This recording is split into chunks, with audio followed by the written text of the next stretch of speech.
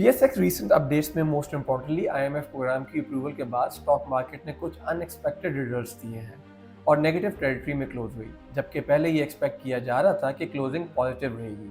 Investors अपने portfolios को दोबारा सेट करने लगे हैं क्योंकि IMF प्रोग्राम के साथ कुछ डेवलपमेंट्स हो रही थी जो उनके लिए इम्पॉर्टेंट है।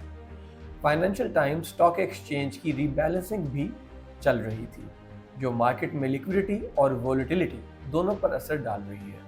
इस रीबैलेंसिंग का असर खुद मार्केट के ओवरऑल परफॉर्मेंस पर भी नजर आ रहा है। इंडिपेंडेंट पावर प्रोड्यूसर्स के इश्यूज ने भी कंफ्यूजन पैदा कर दी है। IPP के कॉन्ट्रैक्ट्स को लेकर लोगों में काफ़ी अनसर्टेनिटी है।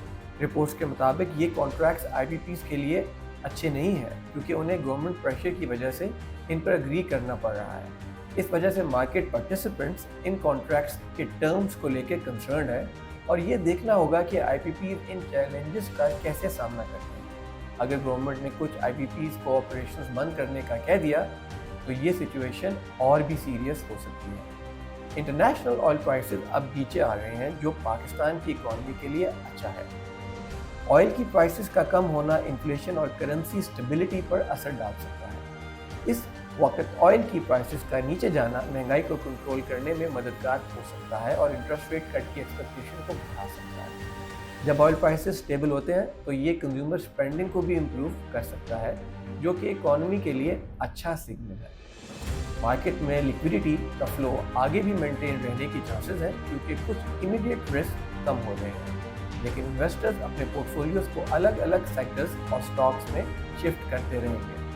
बैंकिंग और फर्टिलाइजर स्टॉक्स अब भी इन्वेस्टर्स का मेन फोकस है क्योंकि ये सेक्टर्स ज़्यादा स्टेबिलिटी और ग्रोथ पोटेंशियल दिखाते हैं।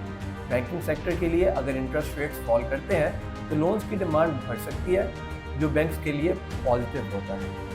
रीबैलेंसिंग का असर मार्केट को थोड़ा वीक कर रहा है, लेकिन IMF प्रोग्राम की अप्रूवल से मार्केट में इन्वेस्टर अट्रैक्शन को बूस्ट मिल सकता है। जब तक लोकल इन्वेस्टर्स इस रीबैलेंसिंग का असर अब्जॉर्ब करते हैं, तब तक मार्केट में लिक्विडिटी काफ़ी है। ये भी एक्सपेक्ट किया जा रहा है कि जैसे जैसे IMF प्रोग्राम की कंडीशंस क्लियर होते हैं, वैसे वैसे इन्वेस्टर्स का ट्रस्ट बढ़ेगा। टॉप पिक्स के लिए ऑप्टिमिज्म है और जब इंटरेस्ट रेट्स कट स्टार्ट होते हैं तो मार्केट की वैल्यू फिर से बढ़ सकती है। इस दौरान कुछ एनालिस्ट के कहना है कि इन्वेस्टर्स को लॉन्ग टर्म पर्सपेक्टिव को देखना चाहिए क्योंकि शॉर्ट टर्म वोलेटिलिटी उन्हें डिस्ट्रैक्ट कर सकती है। आखिर में जो भी डेवलपमेंट्स होती हैं वो इन सेक्टर्स को इम्पैक्ट करेंगी और इन्वेस्टर्स को अपनी स्ट्रेटजीज को अकॉर्डिंगली एडजस्ट करना पड़ेगा। All the best and happy trading. See you soon.